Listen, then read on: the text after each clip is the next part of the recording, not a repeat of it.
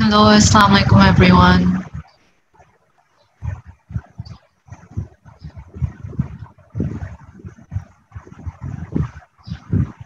आवाज आ रही है सबको? अपने आप को अनम्यूट करवा लो तुम लोग।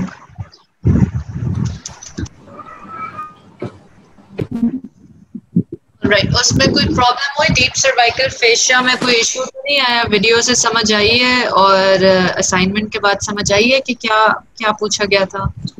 किसी को कोई प्रॉब्लम है उसमें?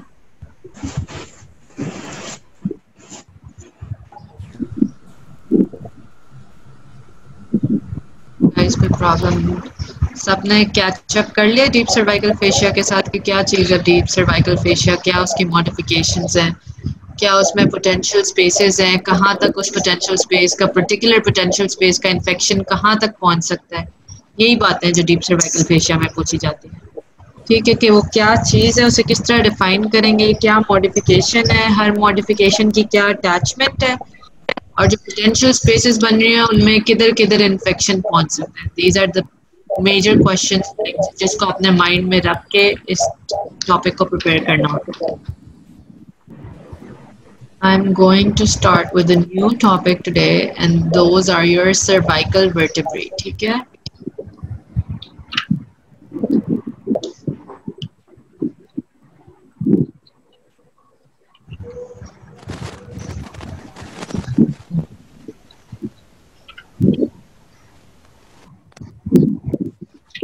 Symphysis menta क्या होता है? Symphysis menta is the place where both parts of the two parts of the chin come and meet.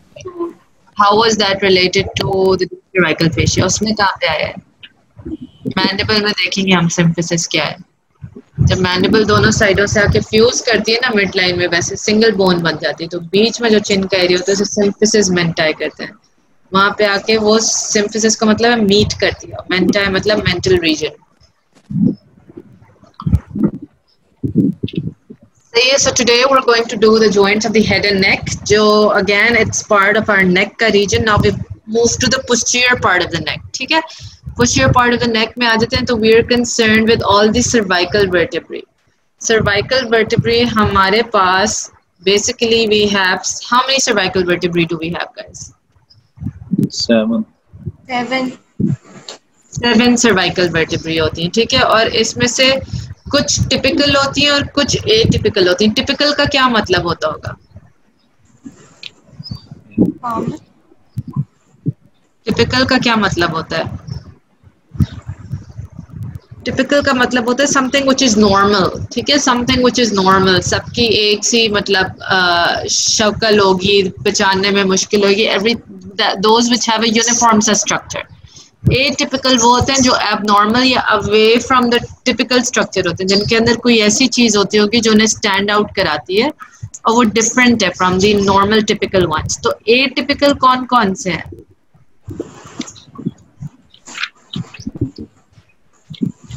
Atypical cervical vertebrae are 1, 2 and 7. Yes. अच्छा, I want everyone right now to have their Netter's atlas with them. Netter's atlas में axis और वो atlas में atlas और axis खोल के बैठ जाओ जल्दी से। जिसके पास नहीं है वो जल्दी से ले आए Netter's atlas, ठीक है? Netter's atlas में open your C1 and C2. उसको तुम लोग देखोगे साथ साथ and I'll explain it from here too, but I'd like you to see it from your atlas too. है सबके पास? Everybody has the Netter's atlas with them? Yes, ma'am.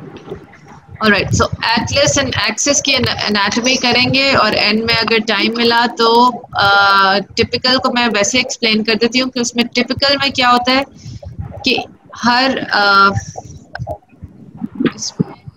हर जो वो होती है ना, let me find a typical one over here. ये दोनों atypical है असल में, अगर तो मुझे मिल जाती है, नहीं मिलती तो इसी से काम चलाते हैं। जो कि आपके टिपिकल वर्टेब्रे होती है ना, उसके अंदर एक बॉडी होती है, ठीक है? जो कि इसके अंदर नहीं है, ये रिंग लाइक स्ट्रक्चर एक बॉडी सी होती है। you'll see it in your, do you have your atlas open in front of you? तो C2, 3, 4, 5, 6 के आप देखें कि उसके अंदर एक बॉडी होती है, उसके अंदर लैटरल प्रोसेसेस होते हैं, ट्रांसवर्स फोरामिना होते हैं, ये facets for articulation on the upper side होते हैं, पोस्टीरियर आर्च होती है और बीच में वर्टिब्रल फोरामिना, ठीक है।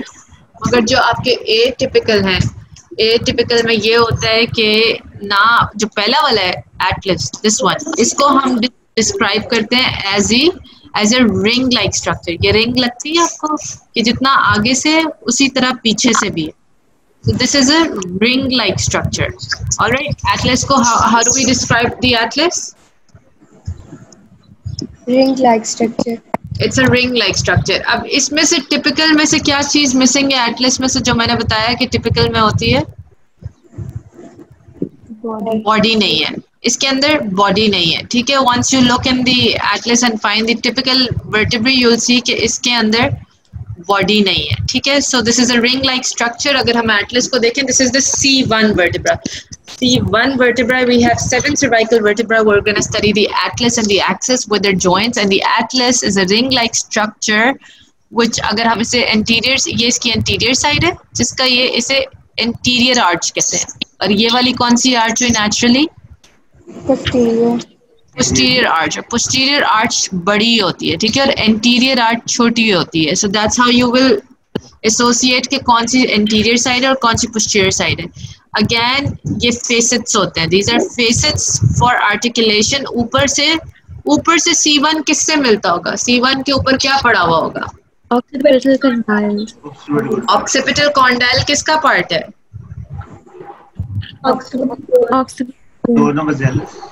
स्कल का पार्ट है, ठीक है। नॉर्मा बेसालिस में स्कल के अंदर पड़ा है, तो ये C1 ऊपर से स्कल के साथ मीट करता है, ऊपर से स्कल के साथ जॉइंट बनाता है, और नीचे इसके क्या पड़ा हुआ होगा?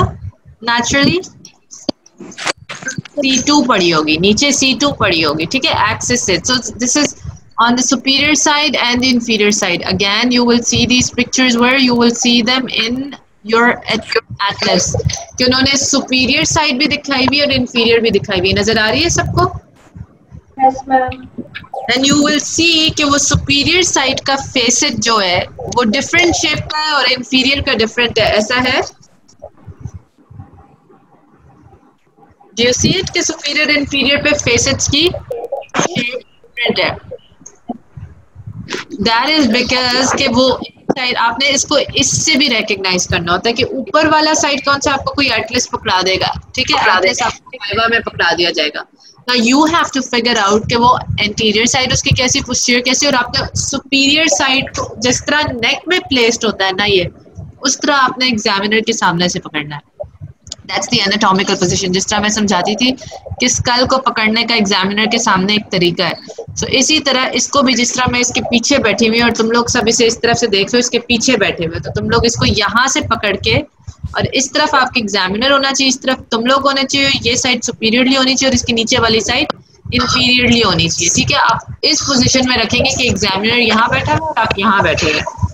You have to learn how to hold the atlas in the viva, ठीक है, and then you have to hold the anterior side up और इंफीरियर साइड नीचे, और वो तुम लोग तब तक नहीं उस तरह पकड़ सकते unless you learn by heart जो तस्वीर तुम लोगों के सामने है in your Atlas. Superior condyle, superior articular facet कैसा होता है और इंफीरियर आर्टिकुलर फेसेट कैसा होता है, इनकी शक्ल में डिफरेंस होता है, ठीक है। So the superior one will articulate with the occipital condyle and the inferior one will articulate with the facets of the C2. फिर इसके पास ये ट्रांसवर्स साइड पे लैटरल मैसेज इन्हें कहते हैं, इसके अंदर एक ट्रांसवर्स प्रोसेस है और ट्रांसवर्स फोरामेन है, ठीक है, और ये वर्टिब्रल फोरामेन है। एंटीरियर आर्च है, एंटीरियर आर्च में एक छोटा सा फेसेट यहाँ पे भी, इसके पास 3 फेसेट्स हैं एटलस के पास, वैसे तो 4 हैं, 2 ऊपर 2 नीचे और 1 आगे, तो 5 हो गए, ठीक है ना। 1 2 ऊपर 2 नीचे और 1 ये वाला किसके लिए? व्हाट डज इट से? What does it say? Tell me.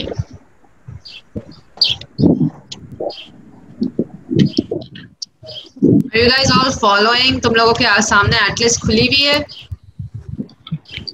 इसके सामने एटलस नहीं खुली हुई है।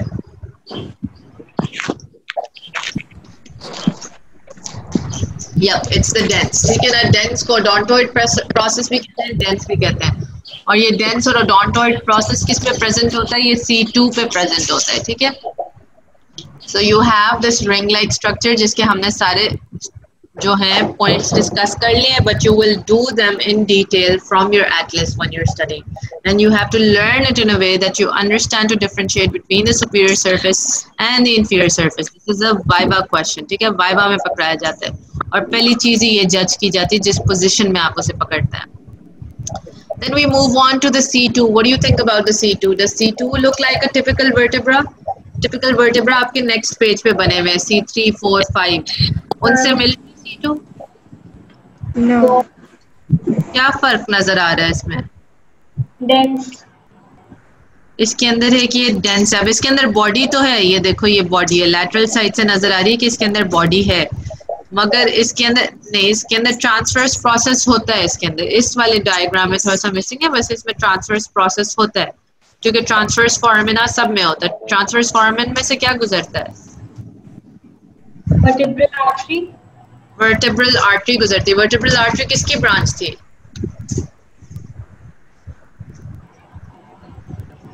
Subclavian artery. सबक्लेवियन के कौन से पार्ट की थी? Anterior part, the middle part. Medial. सोचो फिर से, कौन सा पार्ट था? वन पार्ट था, part 1, part 2, part 3? Part 1. Part 1 की थी.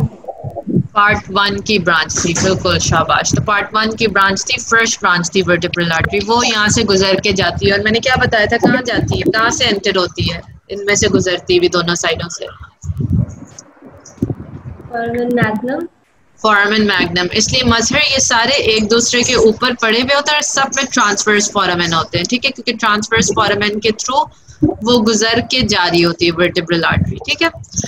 अच्छा जी, so the thing that is different here is ये प्रोसेस, ये जो निकला हुआ है ओडोंटोइड मींस के दांत जैसा, ओडोंटोइड, ठीक है ना, डेंटेट जैसा, दांतों जैसा एक प्रोसेस निकला हुआ है इस पे C2 में, which makes it a typical or an atypical vertebra? Atypical. It makes it an atypical, ठीक है। So we did the first one and we did the second one. Again, when I tell you, आप लोगों को पता होना चाहिए कि इसकी सुपीरियर साइड कौन सी है। ये देखो, ये सुपीरियर आर्टिकुलेटिंग फेसेट है और इंफीरियर आर्टिकुलेटिंग फेसेट कैसी है। इसकी सुपीरियर साइड वैसे ही पता चल जाती है, उसमें डिफिकल्टी होती है क्योंकि उसे उल्टा भी करो तो थोड़ा सा डिफरेंट होता है। उसे पकड़ते कैसे सुपीरियर इंफीरियर को? On the basis of Atlas को किस तरह पता चलता है superior inferior? Articulate surfaces. Articulating surfaces से। और एंटीरियर पोस्टीरियर किस तरह पता चलता है?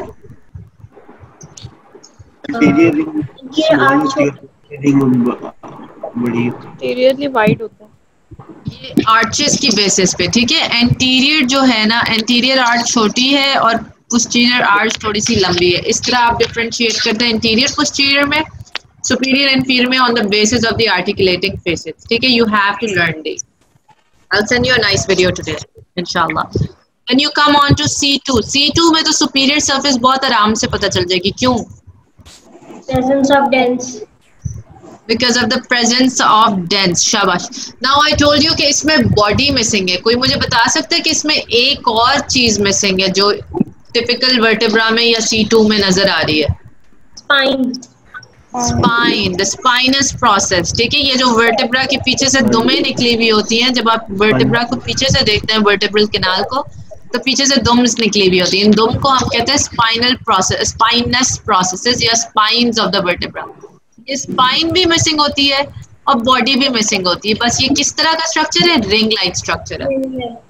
अब इसकी सुपीरियर सरफेस में तो कोई मसला होना ही नहीं चाहिए, ना इसकी इंटीरियर में होना चाहिए, ना पोस्टीरियर में, ना सुपीरियर में, क्योंकि ये इसकी हर चीज डिस्क्राइब करती है।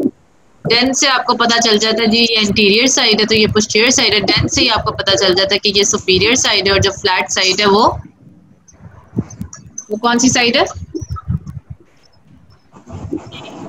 The flat side opposite dense will be the inferior surface, ठीक है। Are the new students with me? Are they following? And do they have their atlases open with them? All right. All right, good. If you have any questions, you type them here because my old students already know this stuff. So you can ask your partners for help today when I give you the assignment, and you can ask me for help too. So इसमें कोई मसला नहीं है. इसको अगर मैं पकड़ के बैठूंगी, मेरा एग्जामिनर यहाँ बैठा होगा, मैं यहाँ बैठ के जवाब दूंगी. मैं इसको इधर से एक उंगली से यहाँ से पकड़ूंगी, एक तरफ से यहाँ से पकड़ूंगी, दूसरे हाथ से, ठीक है. And I will make sure कि डेंस है सुपीरियर साइड पे और फेस कर रहा है एग्जामिनर को. और फिर मैं समझाना शुरू करूंगी. जब मैं समझाना शुरू करूंगी तो मैं कहूंगी कि C2 is called the axis.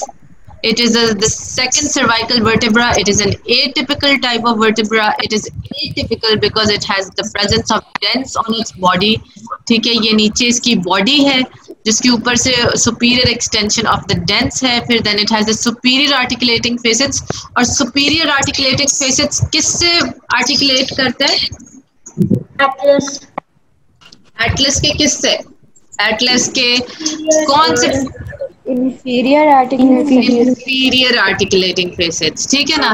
Atlas का सुपीरियर आर्टिकुलेटिंग फेसेट आर्टिकुलेट करता है कॉन्डाइल से, और एटलस का इंफीरियर आर्टिकुलेटिंग फेसेट करता है डेंस इसका एक्सिस का सुपीरियर आर्टिकुलेटिंग फेसेट से, ठीक है. फिर एटलस का जो ये फेसेट है, ये यहाँ पे इससे आर्टिकुलेट करता है डेंस की इंटीरियर सरफेस से. यानी आप इसके ऊपर लाके इसे बिठा देते हैं. Simply what you do is you pick this up और आप इसके ऊपर बिठा देते हैं. तो C1 और C2 साथ बैठ जाते हैं. फिर इनके बीच में कुछ जॉइंट्स होते हैं, ठीक है ना. जॉइंट्स ऑफ द नेक इन्हें ही कहते हैं, ठीक है. जॉइंट्स ऑफ नेक में you have these two, Atlas और एक्सिस, और ऊपर से एटलस एंड स्कल, ठीक है. नेक्स्ट जो है यहाँ से शुरू होती है और यही नेक ऑफ द जॉइंट्स बनाते हैं. इसी पे हम नेक की मूवमेंट करते हैं, इन तीन बोन्स पे. ऊपर से स्कल, उसके नीचे C1, उसके नीचे C2. तो हम ये जो तुम लोग नॉट करते हो, यस करते हो या नो की मूवमेंट करते हो नेक से, ये कौन करता है? ये 3 बोन्स मिलके करती हैं. The skull with its occipital condyles, the atlas with its superior inferior articulating surface and the facet for the dents, and the axis with the C1 ठीक है. So this is your joints of the neck. Joints of the neck will be limited to here. Anyway, coming back here, this is the odontoid process. This is the superior articulating facet for the inferior articulating facets of the C1. इसका यहाँ पे transverse processes आ जाते हैं, उसमें से transverse foramina गुजर रहे होते हैं. ये इसकी पोस्टीरियर आर्च है और पोस्टीरियर आर्च में स्पाइनस प्रोसेस निकल रही है, ठीक है. और ये इसकी सुपीरियर आर्टिकुलेटिंग फेसेट यहाँ है ना. अगर लैटरल व्यू में देखो तो इंफीरियर आर्टिकुलेटिंग फेसेट इधर है पीछे करके. यू सी, इसके नीचे नहीं है, यहाँ नहीं है, यहाँ है. अलबत्ता जो C1 है उसके बिल्कुल नीचे होती है. इसकी बिल्कुल ऑपोजिट साइड में से पलट दो तो आपके दूसरे वाले हैं. ये बात मेरी समझ आ गई guys? Can I move on? Alright, so we are here. ये कौन सा है? न्यू स्टूडेंट्स मुझे कोई बताएगा चैट में या बोल के. ये कौन सा वर्टेब्रा मैं दिखा रही हूँ? लिखा हुआ ओपन. हाँ, गलती हो गई मुझसे, क्या करूँ अब, इतनी स्मार्ट नहीं होना. C1 है बिल्कुल, अब C1 है ये. But wait, now let's look at all the labelings over here too. I want you to look at all the labelings over here too. We have the anterior arch over here, which is shorter. Then we have the posterior arch, which is longer. Then you have the vertebral foramen, जिसमें spinal cord गुजरती है, ठीक है. सारे एक दूसरे के ऊपर होते हैं, तो इनका ये vertebral foramen continuous हो जाता है. और इनका ये ट्रांसवर्स प्रोसेस में ट्रांसवर्स फोरामेन भी कॉन्टिन्यूस हो जाता है, ठीक है.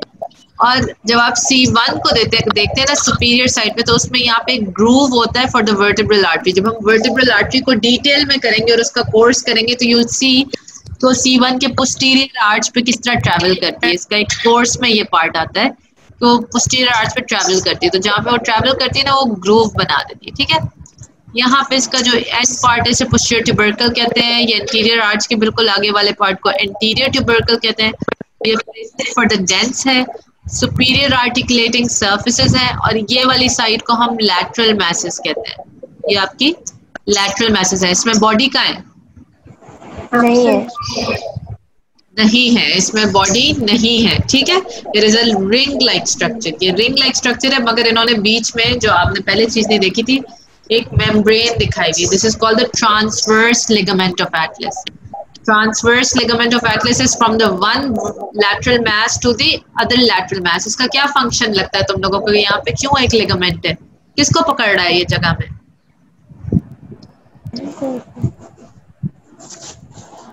डेंस को, ठीक है। यहाँ से निकलेगा आएगा डेंस। अब तुम ये दोनों वर्टेब्रास बोन्स एक दूसरे के ऊपर रखो तो स्लिप कर रही हैं, वो तो स्लिप कर रही हैं, वो तो पोजीशन उनकी सेट ही नहीं हो रही। तो bones sometimes in the joints need some ligaments to hold them in place. जब हम मैंडिबल को पढ़ते थे तो मैंडिबल किस तरह की बोन है? मूवेबल बोन है या इमूवेबल बोन है? मोबाइल है या इमोबाइल है? मोबाइल बोन है, ठीक है। Mandible is a mobile bone. तो मैंडिबल को भी स्कल के साथ चिपकाने के लिए हम उसके लिगामेंट्स पढ़ते हैं ना। जब हमने मैंडिबल पढ़ा था, जब मैं नए स्टूडेंट्स को दोबारा पढ़ाऊंगी तो ऐसा था ना कि लिगामेंट्स थे। Yes ma'am. The same way over here हम इसके बहुत सारे लिगामेंट्स और मेम्ब्रेन्स पढ़ेंगे, क्योंकि सारे वर्टेब्रा जब एक के साथ एक के ऊपर हैं तो उन्हें लिगामेंट्स चाहिए एक दूसरे को पकड़ने के लिए।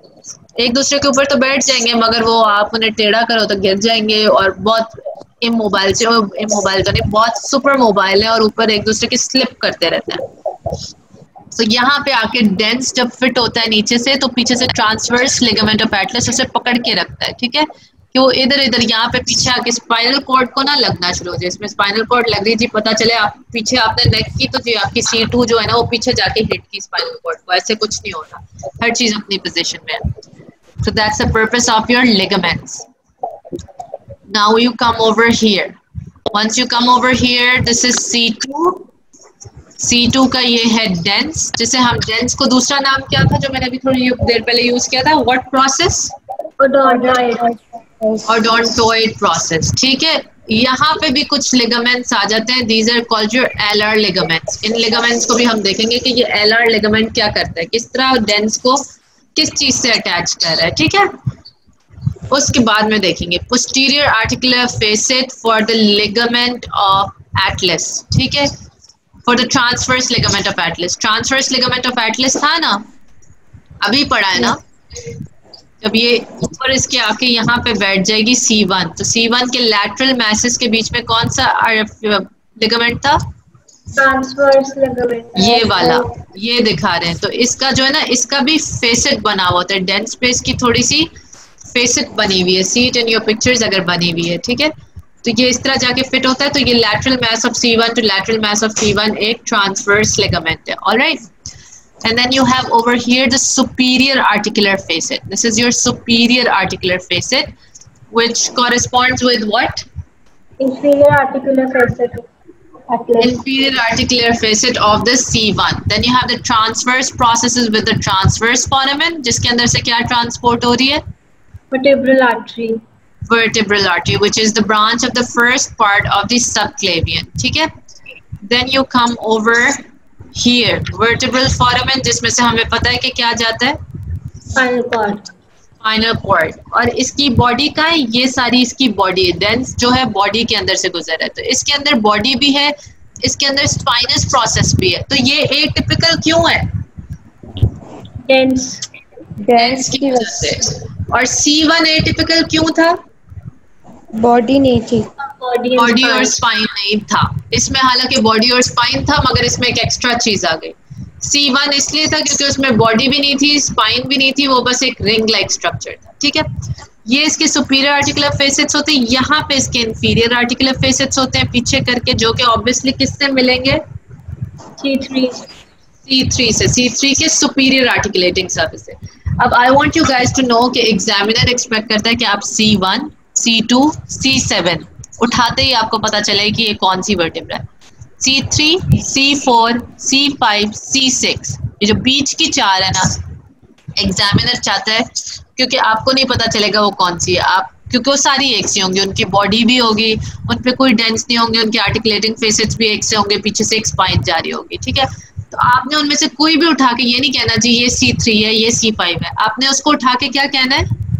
टिपिकल है कि सर और madam this one is a typical one, it might be C3, it might be C4, it might be C5, it might be C6, ठीक है। I don't know which one it is, but it is a typical vertebra, ठीक है, from its characteristics, और ये उसकी characteristics हैं।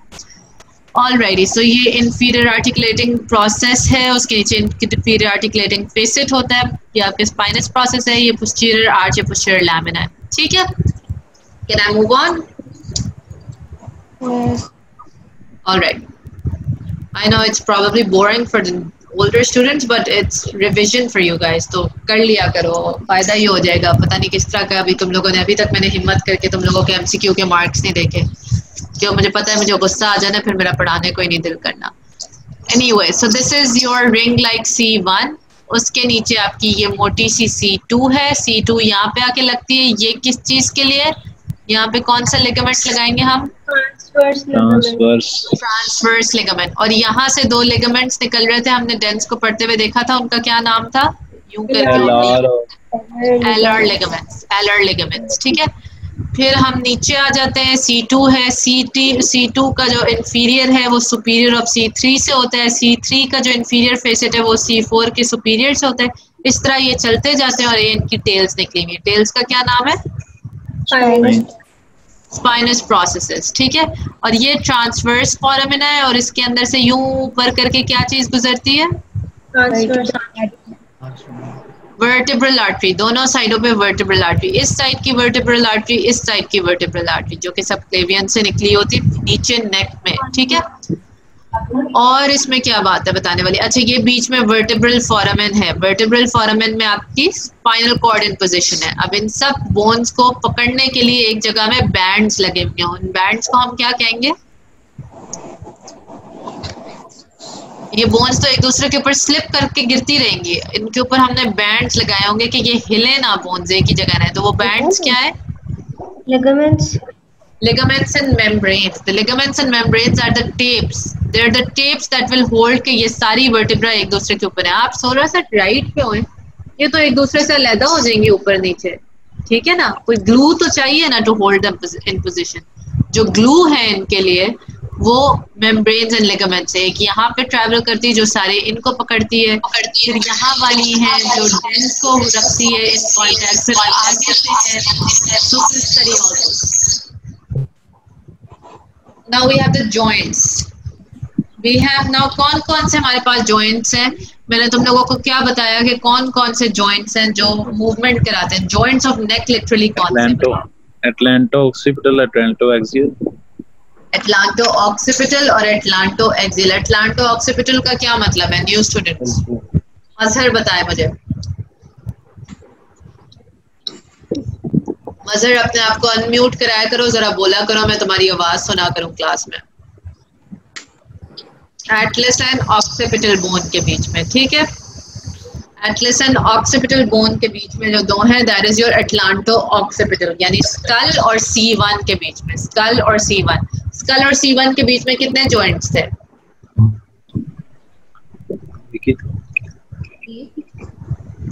एक ही था, ठीक है, एक ही था। On the right and left वो जो सुपीरियर आर्टिकुलेटिंग फेसेट्स थी वो किससे ऊपर जाके मिलती थी? ऑक्सिपिटल कॉन्डाइल्स है। तो एटलांटो ऑक्सिपिटल के बीच में एक ही जॉइंट है। It is form between the occipital condyles above and the superior articulating facets of the atlas below. Occipital condyles are found on either side of the foramen magnum. ऐसे ही Norma बेसालिस में नजर आता है, क्रेनियल कैविटी में नजर आता है? No. कौन कहता है क्या आता है? क्रेनियल कैविटी में नहीं नजर आता? पक्की बात है? चलो शुक्र है, शुक्र है नहीं नजर आता, वरना मैं शायद अपने आप को मार लेती। Definition: the atlanto-occipital joint articulation between the atlas and the occipital bone. ये यहाँ वाला जॉइंट है, this is the one that we are talking about, ठीक है। ये ऑक्सिपिट है, ये फोरामेन मैग्नम है। फोरामेन मैग्नम किसके साथ नीचे कॉन्टिन्यूस है? इनके बीच में क्या चल रहा है? Vertebral foramen, vertebral foramen. यार एक दो लोग क्यों पार्ट लेते हो इसमें? अगर मैं 50 लोगों को पढ़ा रही हूँ तो 2 लोगों को तो नहीं पढ़ाती ना, मैं तो 50 लोगों के लिए एनर्जी यूज करती बोलने की। अगर मैंने 2 को पढ़ाना है तो मैं 2 को व्हाट्सएप कॉल करती हूँ, अलहदा से उन्हें पढ़ाना शुरू कर देती हूँ, ठीक है। तो हर कोई प्लीज पार्टिसिपेट किया करे, अपना लिख के बता दिया करे that they are here with me. बेशक नहीं भी सुन रहे तो एटलीस्ट मेरी हौसला अफजाई हो जाए, मुझे पढ़ाने का दिल करे, क्योंकि जिनको पढ़ने का नहीं शौक होता उन्हें मुझे पढ़ाने का भी नहीं शौक होता। Anyway, so the occipital condyles here on the side of the foramen magnum are here with the superior occipital condyles, and what happens is that thank you Hamda, that what happens here is the foramen magnum is continuous with the vertebral foramen. तो इधर से अंदर तो यहाँ पे क्या खत्म होएगा, ब्रेन का कौन सा पार्ट फोराmen मैग्नम पे आके खत्म होता है और वहां से स्पाइनल कॉर्ड शुरू होती है? Brain stem. ब्रेन स्टेम का सबसे नीचे वाला पार्ट कौन सा होता है? मेडुला। वेरी नाइस, मेडुला होता है, ठीक है। मेडुला के नीचे से स्पाइनल कॉर्ड शुरू हो जाती है। Then you come the atlanto-occipital joints are, अब आपसे पूछा जाएगा ये किस तरह के जॉइंट्स हैं।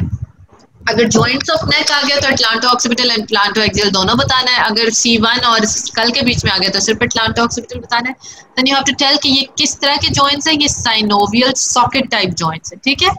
And the sockets are shallow in infancy and they deepen with age. And the third thing, जब कोई joint होती है तो उसमें हम क्या बताते हैं, joint का purpose क्या होता है, joint क्यों बनता है?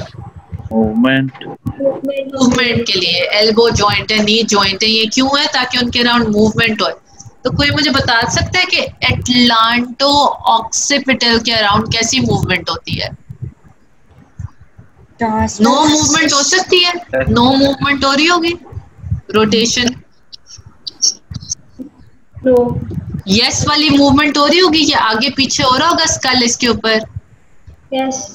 Yes, okay. द स्कल जो है ना वो आगे की तरफ जा रहा होगा, पीछे की तरफ जा रहा होगा। सो this is your yes movement, nodding movement. और थोड़ा सा स्कल राइट को जा रहा होगा, लेफ्ट को जा रहा होगा, इसको क्या कहते हैं, लैटरल फ्लेक्शंस, ठीक है। मगर ये यूं करके रोटेट नहीं करेगा, नो मूवमेंट नहीं होगी। स्कल जो है ना इसके ऊपर लेफ्ट राइट नहीं मूव करेगा। वो हम आगे देखते हैं किस तरह होता है, ठीक है। So are we clear? We have lateral flexions, यानी ये इसके ऊपर यूं करके ट्रैवल करेगा तो ये स्कल इस तरफ मूव हो जाएगा, इस तरफ को नीचे जाएगा, इस तरफ से उठेगा तो स्कल इस तरफ मूव हो जाएगा। ये इन मूवमेंट्स को हमने क्या नाम दे दिया? What is the name of these movements? जब स्कल इधर, lateral flexions, ठीक है, lateral flexions। और जब स्कल जो है आगे और पीछे जाएगा, that is your yes movement, ठीक है। आगे पीछे होएगा इसके ऊपर तो यस मूवमेंट है, but no rotation on it. Ligaments कौन से हैं भाई? लिगामेंट हमारे पास है एक anterior atlanto occipital membrane. This is a continuation of the anterior longitudinal ligament. इन लिगामेंट्स के नाम लिखते जाओ, ये सारे लिगामेंट्स इंपॉर्टेंट है, इन सब की तुम लोगों को डेफिनेशन आनी चाहिए कि ये कहाँ कहाँ है। सो this is the anterior atlanto-occipital membrane that I'm talking about. ये obvious सी बात है, anterior side पे obvious सी बात है, atlas और occipital bone के बीच में continuation है ये नीचे anterior longitudinal ligament की। It runs as a band down the anterior surface of the vertebral column.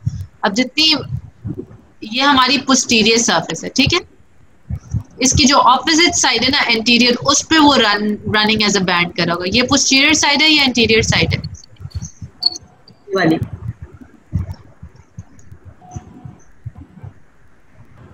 Yes guys, posterior side है। You see the cervical spine here, posterior side है। इसकी ऑपोजिट साइड पे anterior side पे run कर रहा होता है। Wait a second.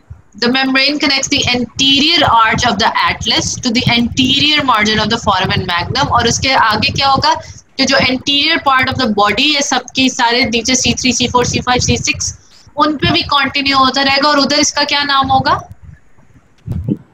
Anterior longitudinal ligament। Anterior longitudinal। जब तक इन दो बोन्स पे तो anterior atlanto-occipital है, मगर C3, 4, 5, 6, 7 पे जब कंटिन्यू होता गया आगे साइड से बैंडेज ने पकड़ लिया आगे से, तो हम उसे anterior longitudinal कह देंगे। ये है जी, ये हमने बोन काटी हुई है, ये foramen magnum नहीं है। यहाँ पे foramen magnum यहाँ पे है, यहाँ पे है, ठीक है। मेम्ब्रेन्स ने उसे कवर किया क्योंकि इसके अंदर सारे वर्टिब्रल कैनाल बन रहा है पीछे। ये हम एंटीरियर साइड से देख रहे हैं, तो ये हमने बोन काट के देखी हुई, वरना ये पूरा स्कल कंटिन्यूड होता है। ये कौन सा प्रोसेस है? टाइलॉइड प्रोसेस है, ठीक है। तो यानी अब टेम्पोरल बोन है यहाँ पे थोड़ी सी, ये पीछे ऑक्सिपिटल बोन आ गई, यहाँ पे आपका फोरामेन मैग्नम होगा क्योंकि उसके नीचे ये आपकी C1 है, ये C2 है। C2 का कितना बड़ा है, ये क्या पोर्शन है C2 का? बॉडी बॉडी है। और ये इनके सारे एंटीरियर आर्चेज हैं, ये एंटीरियर आर्च है, यहाँ पे एंटीरियर आर्च है, anterior arch anterior part of body, anterior arch anterior part of the body, ठीक है, C3 C4 सही है। Yes, ma'am. अब ये जो है फोरामेन मैग्नम के एंटीरियर बॉर्डर से, ठीक है, anterior margin of foramen magnum से एंटीरियर आर्च तक एक चीज आती है, उसको उन्होंने क्या नाम दिया है? Anterior atlanto-occipital membrane. ये रही anterior atlanto occipital, anterior margin of the foramen magnum to the anterior arch of the atlas, anterior atlanto occipital membrane. और वो एज अ बैंड जब नीचे सारों पे कंटिन्यू हो गई तो क्या हो गई? Anterior longitudinal. Anterior longitudinal. तो ये आगे से टेप हो गई, आगे से टेप हो गई कि ये इधर उधर ना हिले। एक पीछे से भी टेप चाहिए होगी हमें, अभी हम देख लेंगे, ठीक है। हमें समझ आ गई कि this is your anterior atlanto occipital membrane and this is your anterior longitudinal membrane. Let's just look at the other headings too. Just a second.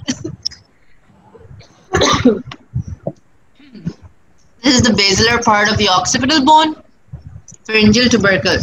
बेसियो ऑक्सीपिट पे pharyngeal tubercle होता था, basilar part of occipital bone को क्या कहते थे? बेसियो ऑक्सीपिट। बेसियो ऑक्सीपिट कहते थे। और बेसियो ऑक्सीपिट के आगे क्या शुरू हो जाता था? कौन सी बोन शुरू हो जाती थी? याद करो। Sphenoid. Sphenoid, very nice. Basio occiput और स्फीनॉइड, और वहां पे सिल्वस भी एक स्ट्रक्चर बनता था, ऐसे ही था ना? याद आता है? Look at it in your Netter's atlas, ठीक है। Then you come over here, अच्छा ये क्या है? This is the capsule of the atlanto-occipital joint. यहाँ पे atlanto-occipital joint बनता है तो उसके अराउंड एक कैप्सूल है। जॉइंट्स के अराउंड कैप्सूल होती है, नी जॉइंट के अराउंड भी कैप्सूल होती है, और साइनोवियल जॉइंट्स के अराउंड जब कैप्सूल होती है तो उसके अंदर क्या होता है? साइनोवियल साइनोवियल जनरल एनाटॉमी में पढ़ा होगा, फ्लूइड होता है। साइनोवियल फ्लूइड होता है। आई थिंक ये आप लोगों को आया था कि साइनोवियल जॉइंट्स की कैरेक्टरिस्टिक क्या होते हैं, तो उसके अंदर एक साइनोवियल कैप्सूल होती है, उसके अंदर साइनोवियल फ्लूइड होता है। साइनोवियल फ्लूइड का क्या पर्पस होगा कि ऊपर के इधर कॉन्डाइल और इधर सुपीरियर आर्टिकुलर फेसेट के अराउंड एक कैप्सूल भी है और उसके अंदर फ्लूइड है। हाँ जी, फ्रिक्शन को कम करेगा, ठीक है ना, वरना तो बोन्स एक दूसरे के ऊपर रगड़ रगड़ के इवेंचुअली जो है वो तो घिस जाएंगे, ठीक है ना। So it needs oil to move, and that oil, that lubricant is your synovial fluid. So this is the capsule around it. हर जॉइंट के अराउंड ये सारे जॉइंट्स हैं, ये सारे जॉइंट्स हैं। नेक के जॉइंट्स में मगर मैंने आपको बताया था हम C2 तक पढ़ते हैं, मगर ये देखो ये सारे जॉइंट्स हैं, क्योंकि C2 C3 के बीच में जॉइंट है, C3 C4 के बीच में जॉइंट है, तो सबके ऊपर कैप्सूल्स हैं और कैप्सूल्स के अंदर फ्लूइड होएगा। इस तरह करके ये मीट कर रहे होते हैं, और ये इनके ऊपर साइनोवियल लाइनिंग भी होती है। पढ़ी थी कि बोन के ऊपर साइनोवियल लाइनिंग भी होती है। ऐसे होता है कुछ, क्या गलत कह रही हूँ मैं? इतना नहीं पढ़ा हमने मैम। इतना पढ़ना है ना तुम लोगों ने, मैंने तो इतना नहीं पढ़ना, मगर तुम लोगों को इतना ही पढ़ना है अभी पास होने के लिए। तो ये जाके पढ़ना कि साइनोवियल जॉइंट्स किस तरह के होते हैं, इनके क्या कैरेक्टरिस्टिक्स होते हैं। जनरल एनाटॉमी में दोबारा खोल के देखना, अब तो हो चुका है। सो this is your lateral atlanto axial. अच्छा, एटलांटो एक्सियल जॉइंट्स पे अभी हम आते हैं, एंटीरियर लॉन्गिट्यूडिनल लिगामेंट, ठीक है। इसके सारे हमें लेबलिंग्स की समझ आ गई। This is from your Netter's की पिक्चर्स इस टॉपिक के लिए, उस पर 4000 स्टार्स लगा दो कि हमने जब वर्टिब्रा पढ़ना है ना गाइस, बीडी नहीं खोलनी वर्टिब्रा के लिए। बीडी खोलोगे ना तो ना इधर के रहोगे ना उधर पे। बीडी में इतनी बकवास लिखी हुई है, हर किस्म का मसल चिपकाया हुआ है वर्टिब्रा के ऊपर। You don't need that information. What you need to know, what I want you to know is कि आपको ये जो नेटर्स की सारी तस्वीरें हैं ये आपको पता होनी चाहिए। When you have the Atlas axis C7 any vertebra in your hand, you should be able to recognize it. I do not want to know कि यहाँ पे कौन सा आके मसल चिपकता है, यहाँ पे कौन सा। BD has a lot of detail. Do not open BD unless you want to be confused. इतनी irrelevant information नहीं चाहिए।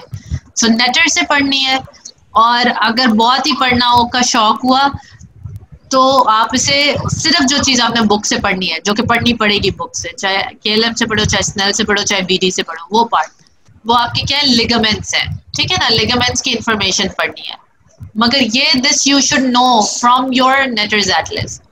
BD खोलोगे तो कंफ्यूज हो जाओगे, लास्ट टाइम यही हुआ था सबके साथ। Then you have the posterior atlanto-occipital membrane. The posterior atlanto-occipital membrane obviously would be running on the posterior side between the atlas and the occipital bone. This membrane is similar to the ligamentum flavum. ठीक है, ये नीचे जाके continuous हो जाती है as इसके जो नीचे वाले काउंटर पार्ट्स हैं वो लिगामेंटम फ्लावम है. एंटीरियर ऑक्सीपिटल एटलांटो ऑक्सीपिटल का था एंटीरियर लॉन्गिट्यूडनल, यहाँ पे लिगामेंटम फ्लावम है. It connects the posterior arch of the atlas to the posterior margin of the foramen magnum. यहाँ पे आ जाओ, ये posterior side हम देख रहे हैं, ये posterior side skull है. यहाँ पे अंदर की तरफ जो है ना आपका foramen magnum का margin है, ये आपका posterior arch of C1 है, ये आपका posterior arch and spinous process of C2 है. ठीक है ना, ये आपके transverse foramina है और ये transverse foramina में क्या गुजर रहा है? Vertebral artery. और यहाँ पे हमने पढ़ा था कि पोस्टीरियर आर्च पे ग्रूव करती है. अभी से सारे देख लो कि किस तरह ये पोस्टीरियर आर्च पे ग्रूव करती है. फिर ये किस मेम्ब्रेन को पियर्स कर रही है? यहाँ से इसको पियर्स करती है. ठीक है, ये नीचे नेक से आ रही थी, नीचे सारे वर्टिब्रा के नेक से आई, नेक से ट्रैवल किया सारे वर्टिब्रे के बीच में. आई थिंक C7 से अंदर घुसती है ये. ठीक है, C7 के ट्रांसफर से ऊपर ट्रैवल करती करती सारे में C1 से निकलती है, थोड़ा मीडियली उसके पोस्टीरियर आर्च पे ट्रैवल करती है, उधर ग्रूव बना देती है. उससे भी आप रिकग्नाइज कर सकते हैं कि ये सुपीरियर एस्पेक्ट है C1 का. और वहाँ पे एक मेम्ब्रेन होता है, उसे पियर्स करती है और कहाँ से अंदर ब्रेन में गुजरती होगी? Foramen magnum. फोरामेन मैग्नम से. तो ये ऊपर वाला कोर्स अभी से याद कर लो, तुम लोगों के सामने बना हुआ है. समझ आ गई है ये बात सबको? जब मैं वर्टिब्रल आर्टरी पे बना जाऊंगी तो ये बात समझ आ जाएगी. Alright. So this is your posterior atlanto occipital membrane, जो कि फोरामेन मैग्नम के कौन से पार्ट से शुरू होती है? कौन से मार्जिन से? Posterior margin. और यहाँ पे कहाँ तक आती है? C1 पे पोस्टीरियर आर्च पे. ठीक है, पोस्टीरियर आर्च तक आती है और ये आपकी बन गई पोस्टीरियर अटलांटो-ऑक्सिपिटल मेम्ब्रेन. इसके नीचे वाला जो हिस्सा इसी तरह जो पोस्टीरियर आर्च ऑफ C2 है और C3 के पीछे चल रही है वो है लिगामेंटम फ्लावम. ठीक है, इन्होंने इसे पकड़ा हुआ है, पीछे साइड से इन्होंने पकड़ा हुआ है. एंटीरियर साइड से किसने पकड़ा हुआ है वर्टिब्रास को? Anterior longitudinal. एंटीरियर लॉन्गिट्यूडनल ने. और C1 को स्कल के साथ किसने पकड़ा हुआ था? Anterior atlanto occipital. Anterior atlanto occipital membrane. ये सुपर इंपॉर्टेंट है. लिगामेंट्स और मेम्ब्रेन बहुत जरूरी है, वो बुक से करनी है थोड़ी सी. ये वाली जो मूवमेंट मैं तुम लोगों को बता रही हूँ, ये किसके अराउंड है? कौन से जॉइंट के अराउंड? दो जॉइंट्स है हमारे पास, अटलांटो-ऑक्सिपिटल, अटलांटो-एक्सियल. ये अटलांटो-ऑक्सिपिटल है. ये आपकी लैटरल फ्लेक्शन है, ये आपकी हेड एक्सटेंशन होती है, हेड फ्लेक्शन होती है. जब भी आप हेड एक्सटेंड फ्लेक्स करते हैं तो आपकी यस मूवमेंट बन जाती है. ठीक है, यस मूवमेंट और यूं वाली मूवमेंट जो कि एक तरह की नो है but it's not a no. This is from your atlanto occipital joint. Moving on, atlanto axial. Atlanto axial में 3 साइनोवियल जॉइंट्स हैं. 3 क्यों है?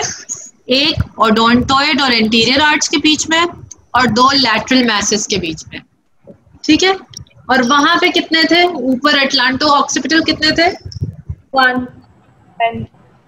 1 पेयर था. ठीक है, वहां पे 1 पेयर था. यहाँ पे 1 पेयर है और एक बीच में है, तो टोटल 3 बन जाते हैं. मतलब राइट और लेफ्ट को 1-1 कंसिडर कर रहे हैं, इसलिए वो 3 कह रहे हैं. ठीक है, सो अटलांटो-एक्सियल पे आ जाएं. these are 3 synovial joints. और अब आपसे कोई अटलांटो-एक्सियल पूछेगा ना तो आपने याद रखना है कि आपने ओडोंटॉइड की भी बात करनी है और लैटरल मैसेस वाले की भी बात करनी है. आप कभी कभार भूल जाते हैं, या आप सिर्फ डेंस का बता देते हैं कि वो ऊपर जाके C1 से मिलता है, या आप सिर्फ लैटरल वाला याद रख लेते हैं. आपको याद रखना है कि आपने दोनों का बताना है. Alright, so this is how it is. This is the picture in your Atlas. क्या चीज बहुत जरूरी याद रखनी है आपने कि कौन सी जो है सुपीरियर साइड है. ये देखो, ये ग्रूव फॉर वर्टिब्रल आर्टरी नजर आ रही है. अगर इसकी सुपीरियर आर्टिकुलेटिंग फेसेट की शक्ल भूल जाओ और समझना है कि सुपीरियर साइड कौन सी है, तो दूसरी साइड कौन सी यूज कर सकते हो? दूसरी चीज कौन सी यूज कर सकते हो टू फाइंड आउट कि सुपीरियर कौन सी है? Groove for vertebral artery. Groove for the vertebral artery, जो सुपीरियर साइड पे होगी, जब यहाँ तक आके निकलेगी वो ग्रूव फॉर वर्टेब्रल आर्टरी से, उसके बाद क्या करेगी ये artery? Pierces the anterior think again, pierces the atlanto-occipital membrane. pierces the posterior atlanto-occipital membrane and then enter into foramen Enters the skull through foramen magnum. enters the skull through foramen magnum to supply the posterior cerebral cortices. ठीक है ना, पीछे जैसे जाके brain supply देगी, brain supply to the posterior part of the brain दे देगी. Anterior part of the brain को कहाँ से मिल रहा था?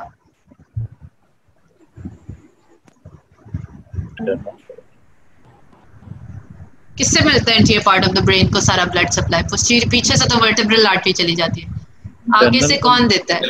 Carotid artery. कौन सी carotid? Samin is right. It's the internal carotid artery. It's the internal carotid artery. और दोनों बीच में आके मिलते थे, मैंने आप लोगों को ये बताया था. Anyway, so these are all the things. I don't think I have to go over their labelings again. Ligament. Apical ligament क्या है? ठीक है. Now there is another ligament called the apical ligament. This is a median place structure connects the apex of the odontoid process to the anterior margin of the foramen magnum. ठीक है. अभी तो हमने सिर्फ पढ़ा था कि एटलांटो ऑक्सीपिटल के बीच में कौन कौन से लिगामेंट्स थे. एटलांटो ऑक्सीपिटल यानी एटलस और ऑक्सीपिटल बोन के बीच में हमारे पास थी एंटीरियर एटलांटो ऑक्सीपिटल मेम्ब्रेन और पोस्टीरियर एटलांटो ऑक्सीपिटल मेम्ब्रेन. ऐसे ही था. अब हम तीसरी चीज पे आए जिन्होंने कहा है कि C2 का जो डेंस है ना, वो भी जाके ऊपर ऑक्सीपिटल मेम्ब्रेन से लगता है एपिकल लिगामेंट से. अब ये है ना आपका डेंस, इसके ऊपर से एक लिगामेंट निकलता है और वो जाके ऊपर फोरामेन मैग्नम तक चला जाता है.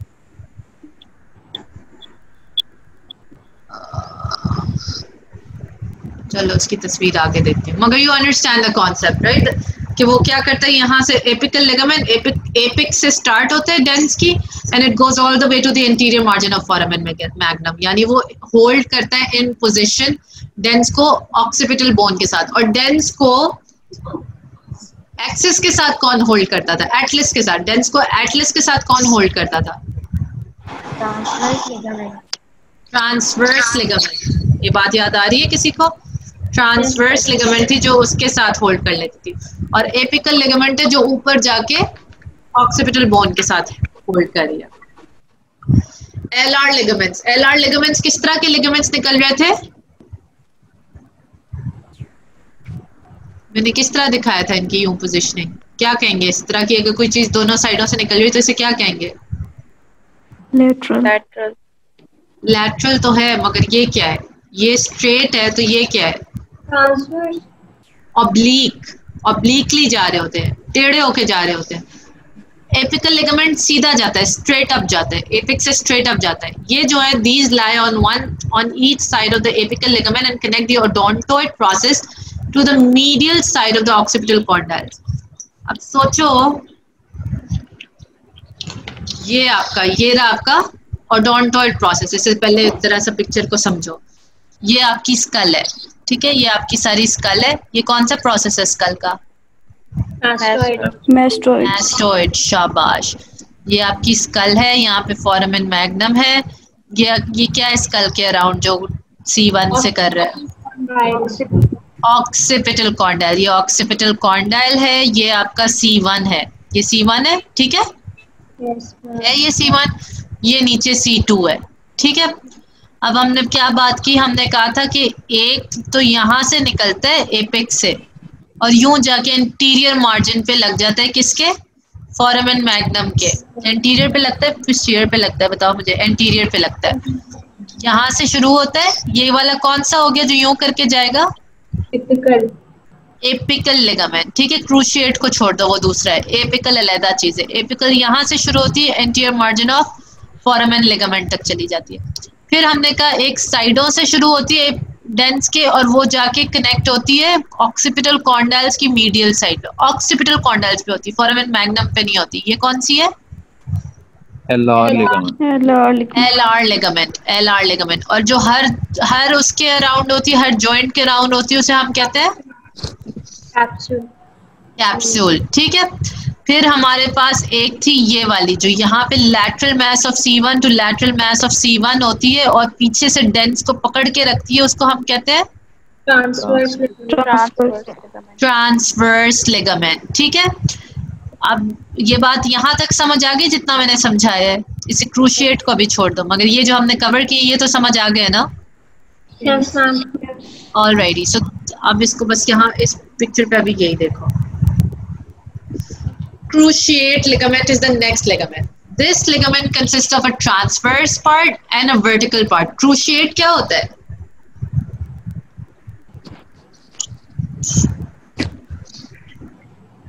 Cruciate किसी को क्राइस्ट का पता है ना कि किस तरह उन्हें क्रूसिफाई किया था? कभी सुना है कि क्राइस्ट को क्रूसिफाई किया था? Do you understand that?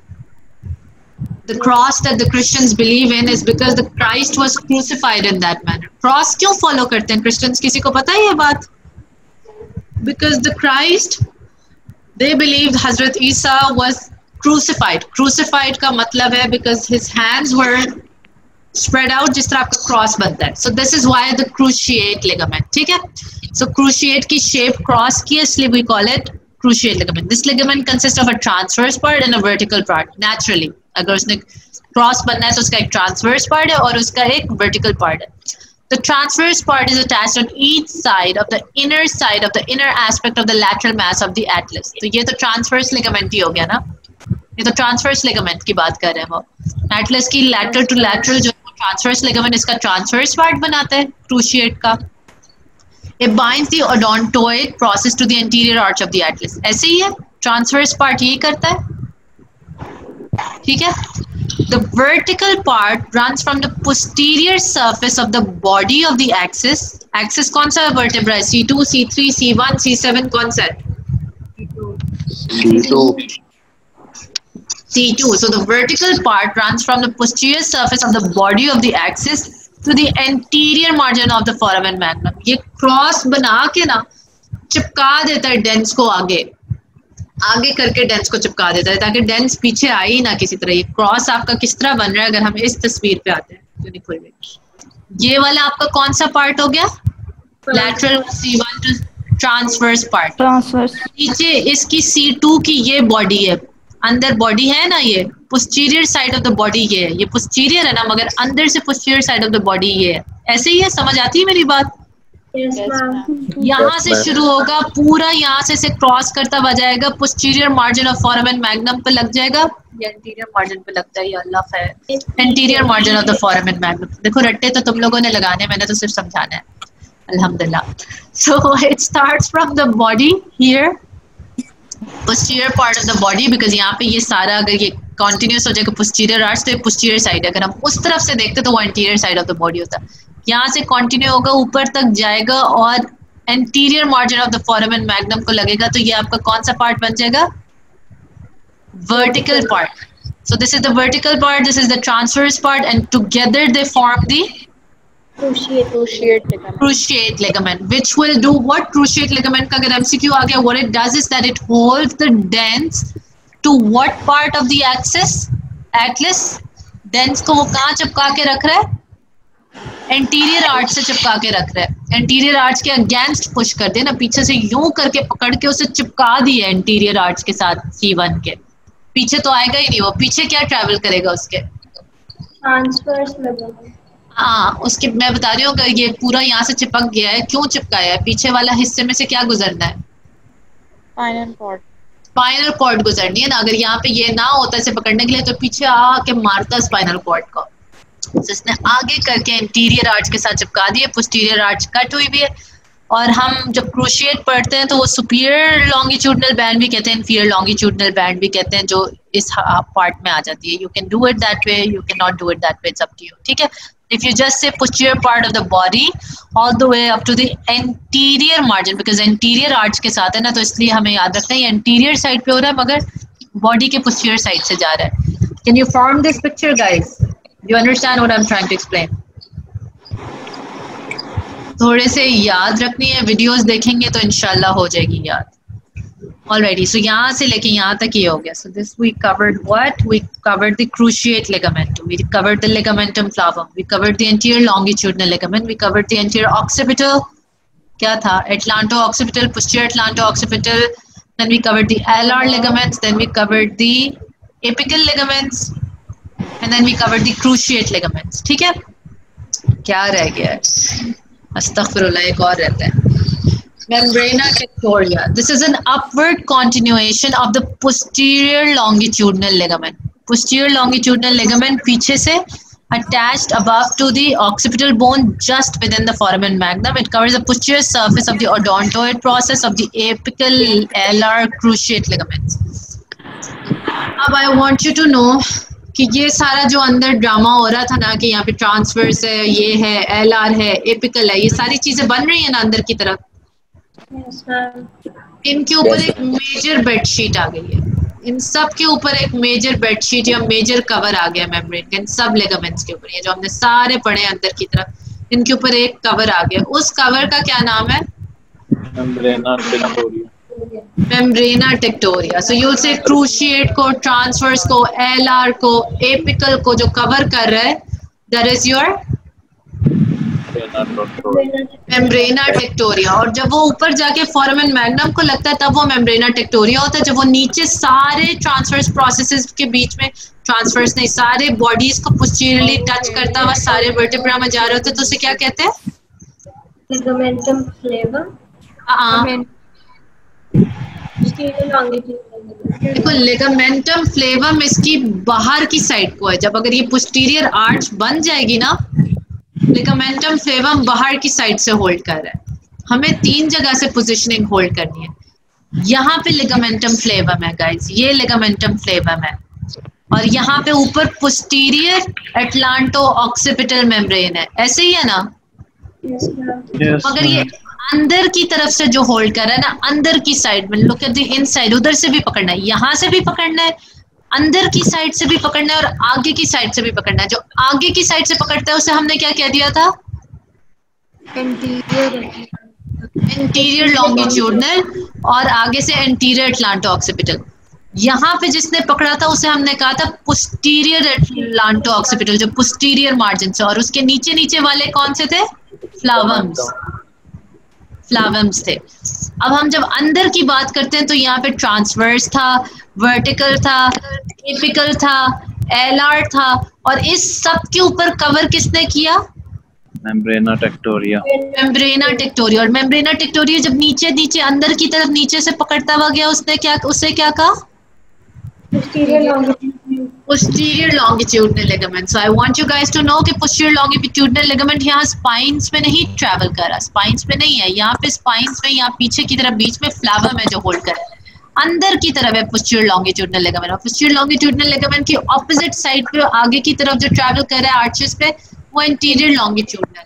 समझ आई मेरी बात? Yes, ma'am. शुक्र है. और हमारी एटलस और एक्सिस के 1 मिनट रह गया मेरी क्लास का. अच्छा, एटलस और एक्सिस के ऊपर क्या होता है? इसके ऊपर एक्सटेंसिव रोटेशन होती है. डेंस जो है ना, आपका डेंस तो यूं पकड़ा हुआ है ना पोजीशन में, ये यूं रोटेट करता है एंटीरियर आर्च के ऊपर, ऐसे ऐसे फिरता है. जब ये ऐसे ऐसे फिरता है तो ये कौन सी मूवमेंट होती है? No movement. नो मूवमेंट कराता है. रोटेशन कराता है, और रोटेशन के उससे नो मूवमेंट्स होती है. जो फ्रैक्चर ऑफ ओडोंटोइड है ना, you have to find out. ये नॉर्मली फॉल्स एंड ब्लोज में होती है, और ये किस तरह की फॉल में होती है? जब आप सूली चढ़ाते हैं ना किसी को, तो ओडोंटोइड प्रोसेस फ्रैक्चर होता है सूली चढ़ने पे. सूली चढ़ने को इंग्लिश में क्या कहते हैं? जब आप हैंग करते हैं किसी को. Does it have a proper word for it? I could not remember any, I don't remember any. बस हैंग ही कहते हैं. I think you just hang the person. सूली is such a funny word though. सूली जब आप किसी को चढ़ाते हैं तो उसके अंदर आपका ओडोंटोइड प्रोसेस जो है ना, वो फ्रैक्चर होता है. And excessive mobility of the odontoid fragment और rupture of the transverse ligament can result in compression injury of the spinal cord. ठीक है ना? ये क्यों डेंजरस होता है? अगर आपकी जब फ्रैक्चर हो जाता है या मेम्ब्रेन फट जाती है या टूट जाती है, वहां पे उससे कंप्रेशन हो जाती है स्पाइनल कॉर्ड को. ये सारा कुछ हो ही इसलिए रहा था. मेरी आवाज सही से आ रही है सबको? हाँ, मेरा टाइम भी अप हो गया. So what I was trying to tell you, जब ये सारा कुछ हो रहा था, जो हमने सारी मेम्ब्रेन्स पढ़ी है, the purpose of them was कि ये चीज ना हो, ये जो लिखी हुई है लास्ट लाइन इसमें कंप्रेशन इंजरी ना हो ना, दैट इज व्हाई हमने क्रूशिएट भी पढ़ रहे हैं तो ट्रांसफर्स भी पढ़ रहे हैं, तो मेम्ब्रेनिया टेक्टोरिया भी इतनी 50,000 चीजों से पीछे से चिपक गई थी कि वो पीछे स्पाइनल कॉर्ड पे ना आए। तो जब कोई फ्रैक्चर या ब्लो या वन योर हैंड और वो वहां से टूटती है और वो पीछे की तरफ आती है तो वो आपकी स्पाइनल कॉर्ड को कंप्रेस करती है, ठीक है। That's how the danger, the thing is. अभी जो फ्रैक्चर है ये वाला भी you can, I'll transfer you the slides and you can do it. I'll give you the assignment on the group. When we study the joints of head and neck, और मैं तुम लोगों को वीडियो भेजूंगी क्योंकि मैंने 2 चीजें नहीं कवर की। मैंने कौन से वर्टेब्रा नहीं बताया, मैंने C7 नहीं बताया तुम लोगों का, और टिपिकल सही से नहीं बताया। I want you to see the picture of C7 and typical from your Netter's atlas. अभी क्लास खत्म करके सारी। So when you study the vertebra, I'll tell you how you study it. I'll tell you all this in the group, inshallah. ठीक है? आज का हमारा agenda ये होगा कि इसको हमने खत्म कर देना आज, inshallah. Alrighty, take care then, guys. I hope you guys got it. Allah Hafiz. Allah Hafiz.